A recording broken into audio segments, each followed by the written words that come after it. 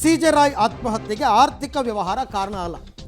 ಈ ಬಗ್ಗೆ ಪೊಲೀಸ್ ತನಿಖೆಯಲ್ಲಿ ಸಂಶಯ ಮೂಡಿದೆ. ಯಾಕೆಂದರೆ ಇತ್ತೀಚೆಗೆ ವ್ಯವಹಾರದಲ್ಲಿ 600 ಕೋಟಿ ಆದಾಯ ಬಂದಿತ್ತಂತೆ ಅವರಿಗೆ. ಬಿಸ್ನೆಸ್ ಟು ಬಿಸ್ನೆಸ್ ವ್ಯವಹಾರದಲ್ಲಿ ದೊಡ್ಡ ಆದಾಯ ಬಂದಿತ್ತು. ಬಿಸ್ನೆಸ್ ಟು ಕಸ್ಟಮರ್ಸ್ ಬಿಸ್ನೆಸ್ನಲ್ಲಿ ಕೊಂಚ ನಷ್ಟ ಆಗಿತ್ತು. ಅವರ ಸಹೋದರ ಬಾಬು ರಾಯ್ ಕೂಡ ಈ ಮಾತು ಹೇಳಿದರು ಅವತ್ತು. ಇಲ್ಲ, ತುಂಬ ದೊಡ್ಡ ಲಾಭನೇ ಬಂದಿತ್ತು, ನಮಗೇನು ಲಾಸ್ ಆಗಿರಲಿಲ್ಲ ಅಂತಲೇ ಹೇಳಿದರು. ಹಾಗಾಗಿ ಆರ್ಥಿಕ ನಷ್ಟ ಕಾರಣ ಅಲ್ಲ. ಹಾಗಾದರೆ ಇನ್ನೇನು? ಅದೇ ಸವಾಲು ಪೊಲೀಸರಿಗಿರ್ತಕ್ಕಂಥದ್ದು. ಅದನ್ನೇ ಪತ್ತೆ ಹಚ್ಚಬೇಕಾಗಿರೋದು. ಲಾಸ್ ಮಾಡ್ಕೊಂಡಿದ್ರು ಅಂತಲ್ಲ, ಆಮೇಲೆ ಸಾವಿರಾರು ಕೋಟಿ ರೂಪಾಯಿಗಳನ್ನ ಅವರು ಬಿಸ್ನೆಸ್ನಲ್ಲಿ ತೊಡಗಿಸಿದ್ದವರು ದೊಡ್ಡ ದೊಡ್ಡ ಲಾಸ್ ಆದರೂ ತಡ್ಕೊಳ್ಳೋ ಶಕ್ತಿ ಇರುತ್ತೆ ಅವ್ರಿಗೆ. ಸಾವಿರಾರು ಕೋಟಿ ಇನ್ವೆಸ್ಟ್ ಮಾಡಿದವ್ರಿಗೆ 100 ಕೋಟಿ ಲಾಸ್ ಆಯಿತು ಅಂದರೆ ತಡ್ಕೊಳ್ಳೋ ಶಕ್ತಿ ಇರುತ್ತೆ. ಹಾಗಾಗಿ ಅದರಿಂದ ಲಾಸ್ ಆಗಿಬಿಟ್ಟು ಅವರು ಸುಸೈಡ್ ಮಾಡಿಕೊಂಡ್ರು ಅಂತಲ್ಲ, ಬೇರೆ ಏನೋ ಕಾರಣ ಇದೆ ಅಂತಕ್ಕಂಥದ್ದು ಗೊತ್ತಾಗ್ತಾ ಇದೆ. ಈ ಬಗ್ಗೆ ಮತ್ತಷ್ಟು ಮಾಹಿತಿ ನನ್ನ ಕೊಲೀಗ ನರಸಿಂಹಮೂರ್ತಿ ಅವರಿಂದ ಪಡ್ಕೊಳ್ಳೋಣ. ಮೂರ್ತಿ, ಈಗ ಬಿಸ್ನೆಸ್ನಲ್ಲಿ ಇತ್ತೀಚೆಗೆ ದೊಡ್ಡ ಲಾಭ ಆಗಿತ್ತು ಅಂತ ಹೇಳ್ತಾರೆ. ಹಾಗಾದರೆ ಆರ್ಥಿಕ ನಷ್ಟ ಅಂತೂ ಕಾರಣ ಅಲ್ಲ. ಅದೊಂದನ್ನು ತೆಗೆದು ಹಾಕಿದ್ರೂ ಕೂಡ ಬೇರೆ ಏನು ಕಾರಣ ಅನ್ನೋದನ್ನು ಪತ್ತೆ ಹಚ್ಚದೆ SITಗೆ ಇರ್ತಕ್ಕಂಥ ಸವಾಲಲ್ವಾ ಇವಾಗ?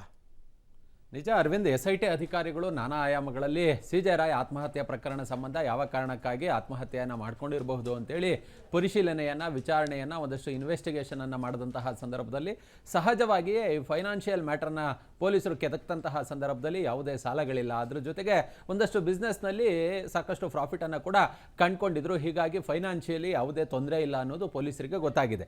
ಅದ್ರ ಜೊತೆಗೆ ಇವರು ಮಾಡಿದಂತಹ ಬಿಸ್ನೆಸ್ ಏನಿದೆ ಅದನ್ನು ಸಂಪೂರ್ಣವಾಗಿ ಬರೆದಿಡುವ ಕೆಲಸವನ್ನು ಮಾಡ್ತಿದ್ರು. ಮತ್ತು ಎಲ್ಲಿ ಎಷ್ಟು ಆದಾಯ ಬರ್ತಿತ್ತು, ಎಲ್ಲಿ ಲಾಸ್ ಆಗಿದೆ, ಇದೆಲ್ಲವನ್ನ ಕೂಡ ಬರೆದಿಡಲಾಗಿತ್ತು. ಮತ್ತು IT ಅಧಿಕಾರಿಗಳ ಮಾಹಿತಿಯ ಪ್ರಕಾರ ತೀರಾ ಸ್ವಲ್ಪ ಮಟ್ಟದಲ್ಲಿ ಒಂದಷ್ಟು ತೆರಿಗೆ ವೈಲೇಷನ್ ಆಗಿತ್ತು ಅನ್ನೋದನ್ನು ಹೊರತುಪಡಿಸಿದ್ರೆ ಅಂತ ಹ್ಯೂಜ್ ಮಟ್ಟದಲ್ಲಿ, ದೊಡ್ಡ ಮಟ್ಟದಲ್ಲಿ ಏನು ತೆರಿಗೆ ವಂಚನೆಯ ಬಗ್ಗೆ ಯಾವುದೇ ನಮಗೆ ಅಂತಹ ದಾಖಲಾತಿಗಳು ಸಿಕ್ಕಿಲ್ಲ ಅನ್ನೋ ಒಂದು ಅಭಿಪ್ರಾಯವನ್ನು IT ಅಧಿಕಾರಿಗಳು ಕೂಡ ವ್ಯಕ್ತಪಡಿಸಿದ್ದಾರೆ. ಹೀಗಾಗಿಯೇ ಯಾವ ಕಾರಣಕ್ಕೋಸ್ಕರ ಸಿ.ಜೆ. ರಾಯ್ ಆತ್ಮಹತ್ಯೆಯನ್ನು ಮಾಡಿಕೊಂಡ್ರು ಅಂತೇಳಿ ಪೊಲೀಸರು ನಾನಾ ಆಯಾಮಗಳಲ್ಲಿ ಪರಿಶೀಲನೆಯನ್ನು ನಡೆಸ್ತಿದ್ದಾರೆ. ಅವರ ಫೈನಾನ್ಷಿಯಲ್ ಟ್ರಾನ್ಸಾಕ್ಷನ್ ವ್ಯವಹಾರಗಳ ಫುಲ್ ದಾಖಲಾತಿಗಳೇನಿದ್ವು ಅದೇ ಸುಮಾರು ಒಂದು 15ರಿಂದ 20 ದಿನ ಹಿಡಿಯಬಹುದು. ಅಷ್ಟು ದೊಡ್ಡ ಮಟ್ಟದ ಫೈನಾನ್ಷಿಯಲ್ ಟ್ರಾನ್ಸಾಕ್ಷನ್ ಆಗಿದೆ. ಅದನ್ನೆಲ್ಲವನ್ನು ಕೂಡ ಇದೀಗ ಪರಿಶೀಲನೆಯನ್ನು ನಡೆಸುವ ಕೆಲಸವನ್ನು ಮಾಡಲಾಗ್ತಿದೆ.